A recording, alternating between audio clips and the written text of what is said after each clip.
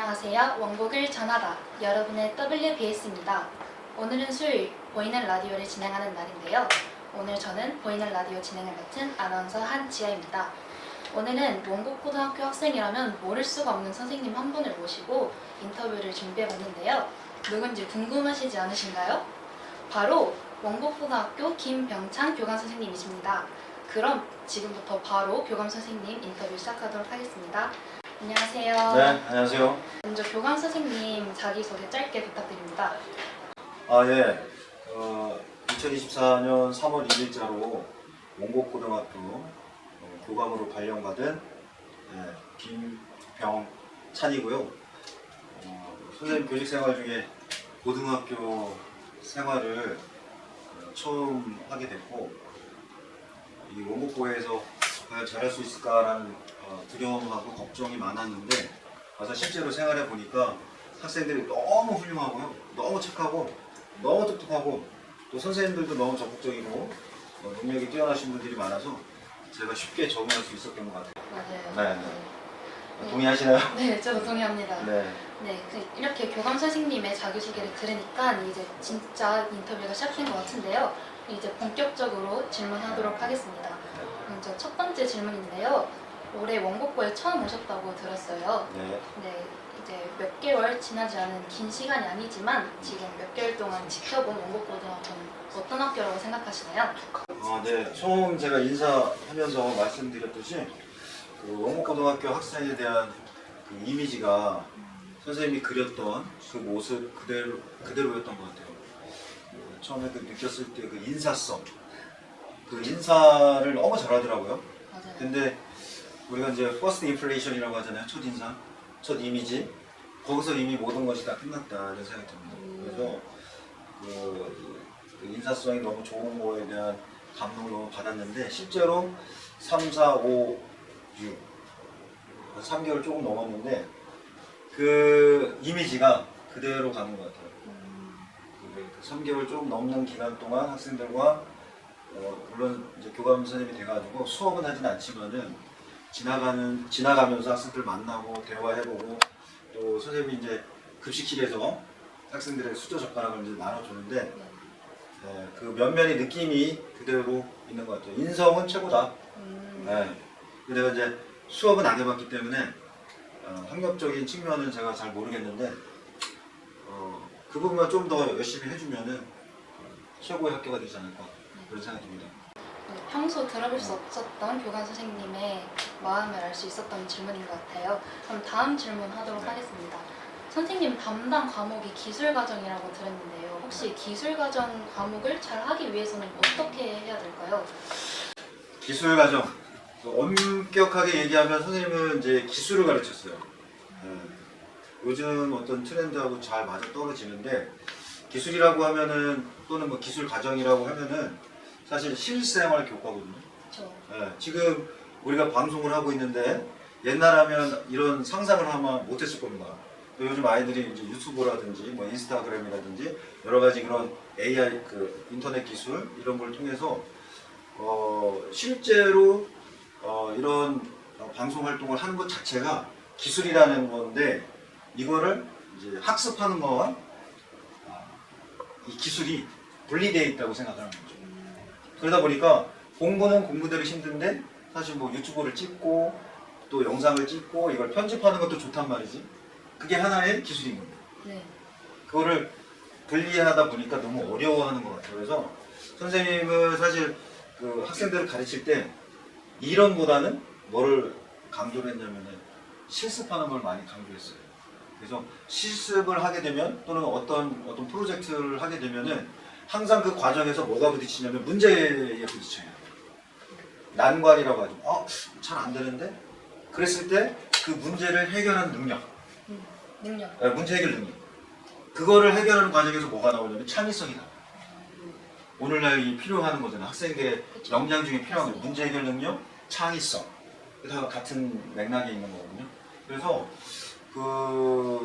어떤 선생님은 실제로 가르치면서 그 부분에 어떤 초점을 맞춰서 학생들을 가르쳤고, 그러면서 아이들이 예를 들면 이제 선생님은 중학교 때 그 레이싱 카 있거든요. 레이싱에서 뭐 초를 다투는 이런 프로젝트 수업을 했는데 그 과정에서 그 문제를 해결하고 거기서 쾌감을 느끼고 문제 해결했을 때 그 느낌 있잖아요. 그 성취감. 그렇죠. 그러면서 하얀 업그레이드 하는 거거든요. 선생님 볼 때 이제 우리 영국부 학생들도 그냥 공부라고 하면은 왠지 그 중압감이나 이런 것이 있거든요, 사실. 근데 이거를 즐겨야 돼요. 공부도 마찬가지잖아요. 공부도 즐겨야 돼요. 수학 문제도 너무 인터뷰 기나요? 아니 괜찮습니다. 괜찮습니까? 네. 수학 문제도 사실은 이게 공부라고 생각하면 되게 어렵거든요. 근데 그 어려운 문제를 풀면서 그 느끼는 쾌감이 있어요. 그 어려운 문제 하나를 푸는데 물론 1시간 내에 풀 수도 있고 뭐 1분 안에 풀 수도 있지만 요걸 끙끙대고 하면서 하루 만에 풀었다 했을 때 그 느끼는 쾌감이 있어. 그런 거를 많이 경험해 보면은 여러분이 이렇게 발전할 수 있는 기회가 되거든요. 근데 그런 거를 많이 경험해 봐야 된다 이런 생각이 들고요.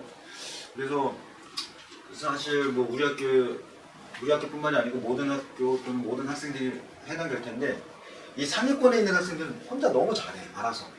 근데 이제 중위권이나 중하위권에 있는 학생들이 그 공부라든지 여러 가지 이제 그 부담감을 많이 느끼는데 아주 작은 것 하나부터 이뤄낼 수 있는 성취감을 경험해 보면은 그게 이제 누적되고 그러면 이제 나는 할 수 있다. 모든 면에서 나는 그게 더 중요하다고 생각합니다. 네. 어디서도 들을 수 없었던 교감 선생님의 공부 꿀팁 여러분도 잘 기억해서 네. 기말고사 공부 열심히 해주시면 좋겠습니다. 목표를 정하고 목표. 예를 들면 이제 목표를 항상 자기가 예를 들면 70점이다 그러면은 75점 이렇게 하면 안 되고 좀 더 높이 100점. 85점 100점 좀 오버하는 것 같고 약간 자기 능력치보다는 좀 더 높게 목표를 설정해야 가능하다. 네. 그런 생각이 듭니다. 다들 공부 열심히 했으면 좋겠습니다. 네. 그럼 다음 질문 하겠습니다. 저는 사실 이게 가장 궁금했는데요. 네. 교과 수업을 하실 때와는 달리 교감 선생님으로 계실 때는 어떤 점이 다른지 말씀해 주세요. 제일 좋은 점은 수업 안 하는 거죠. 네. 수업 안 하는 거로 수업 안 하는 거랑 시험 문제 안 내는 거. 이게 제일 좋은 거. 그렇죠. 그거 빼놓고는 딱히 편하다 뭐 그런 건 없는 것 같아요. 네, 행정적으로 이제 교감 교장 선생님이 된다는 거는 관리자가 되는 거고 행정 업무에 치우치는 쪽이 더 많거든요. 그러다 보니까 오히려 그런 수업하고 이런 부분은 안 해서 편하긴 하지만 그 외적인 업무가 상당히 많다. 네, 그런 생각이 듭니다. 네, 저희 눈에 닿지 않는 곳에서도 교감 선생님은 저희 학교를 위해 열심히 일한다는 걸 알 수 있었어요. 그러면 학교 일 외에 교감 선생님 평일 하루 일과는 어떠신지 궁금합니다. 학교 생활을 빼면 사실 없어요. 왜냐하면 제가 7시 30분에 출근해서요. 집에 갈 때 거의 9시 넘어서 가거든요. 네. 그러다 보니까 근데 조금 일찍 가는 퇴근하는 시간이 있어요. 그러니까 저녁 8시 반 전에 퇴근을 하면은 집에 가서 제가 운동합니다. 그리고 아침에 제가 5시 반에 일어나면은 아침에 마찬가지로 운동을 하고 출근합니다. 굉장히 부지런하시네요. 선생님은 사실은 근면 성실. 네, 저는 고등학교 때도 그렇고 쭉 살아오면서 그 타이틀만은 제가 안 뺏긴 것 같아요. 근면 성실. 역시 교감 선생님께서는 매일 이렇게 부지런하게 일하시는 것 같은데요. 그럼 다음 질문인데요. 교감 선생님께서는 고등학교 시절 어떤 학생이었는지 정말 궁금하고 고등학교 시절 기억에 남는 에피소드가 있으신가요? 사실 제가 중학교 때까지만 해도 그냥 설렁설렁 이렇게 공부를 했어요. 열심히 안 하고. 그래도 이제 나름대로 조금은 했는데 그래도 고등학교 들어가서 사실 제 인생이 이제 변하게 된 게 고등학교 때 변하게 됐습니다. 고등학교 때 그 남자 학교였는데 어떤 계기가 돼갖고 제가 이제 공부를 좀 열심히 했어요. 그랬더니 공부한 만큼의 결과가 나오더라고요. 아까 그 성취감 있잖아요. 이게 중학교 때는 거의 공부도 안 하고 그냥 대충 해서 시험 받고 고등학교 가서 나름대로 이제 열심히 해야겠다라는 생각을 좀 열심히 했더니 그게 뭐가 아웃풋이니까 인풋을 했으면 아웃풋이 나와야 우리가 느끼잖아요. 근데 그런 것을 그 1차 지필 이렇게 집필하면서 이게 되다 보니까 목표였던 지점이 높아지게 되더라고요.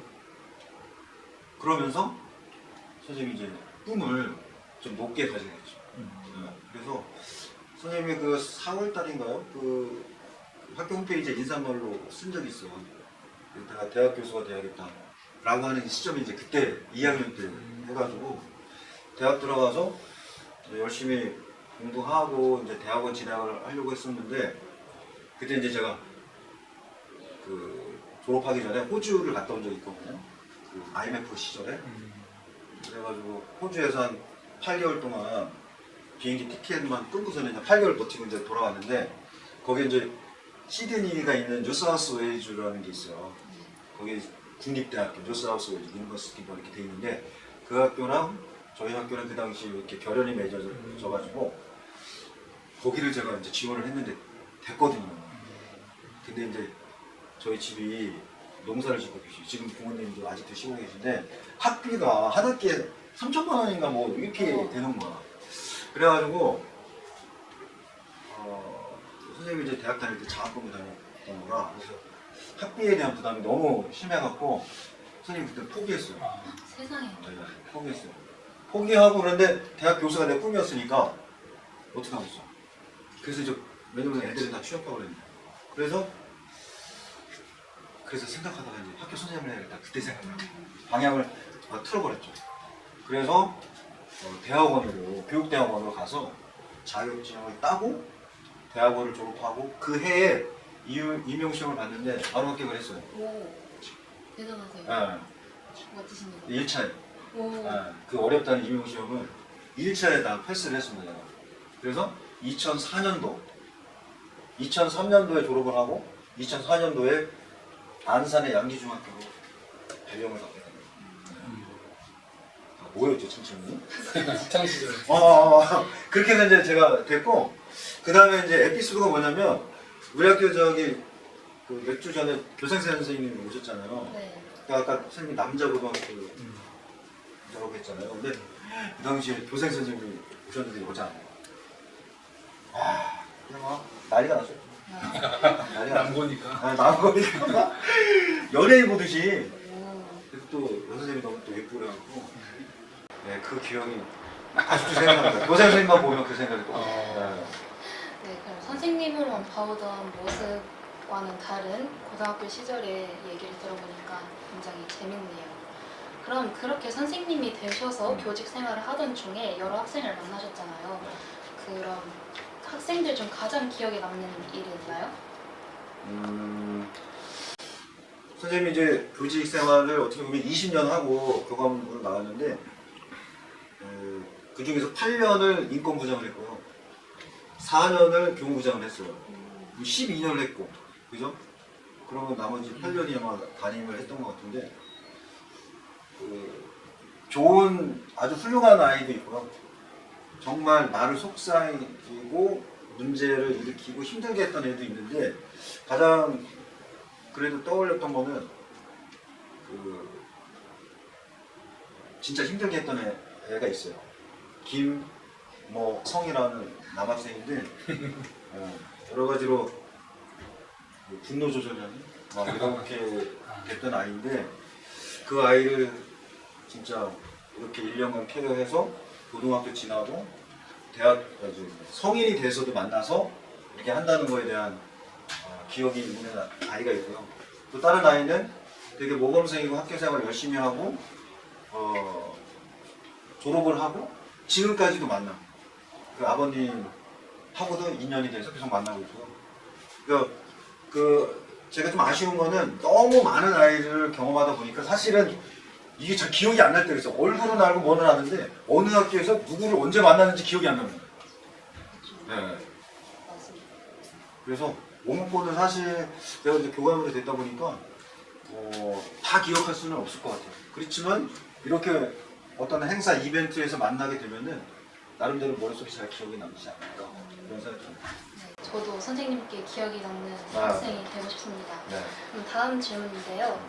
그럼 교감 선생님은 학생들에게 어떤 교감 선생님이 되고 싶은지 말씀해 주세요. 그냥 뭐라고 해야 될까요? 뭐 엄하고 근엄하고 이런 거는 아닌 것 같고요. 교감 선생님의 입장에서 학생들을 위해서 할 수 있는 게 뭐가 있을까? 그건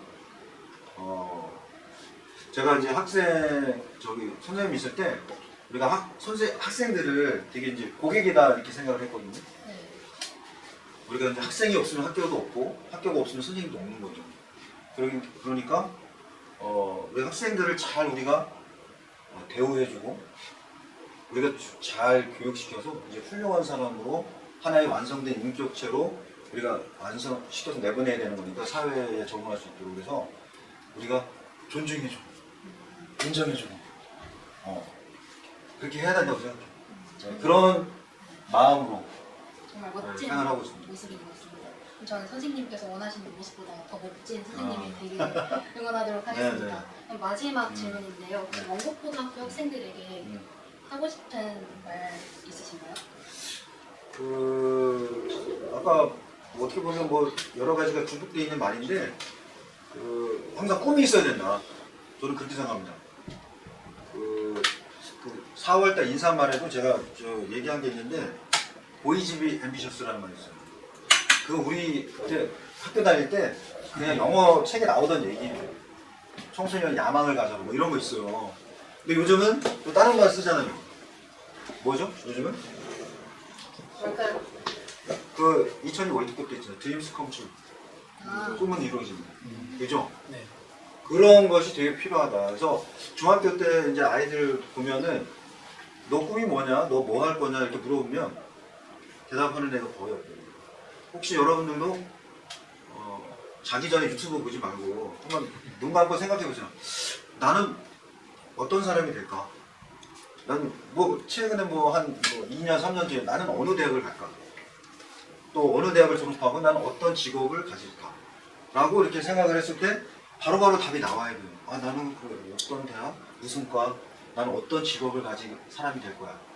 이런 것이 명확해야 여러분들이 진로를 그리고 살아가는데 이렇게 돌아가거나 우회하지 않고 빨리 지름길로 갈 수가 있어요. 제발 목표, 꿈, 희망을 가졌으면 좋겠다. 라는 말씀 드리겠습니다.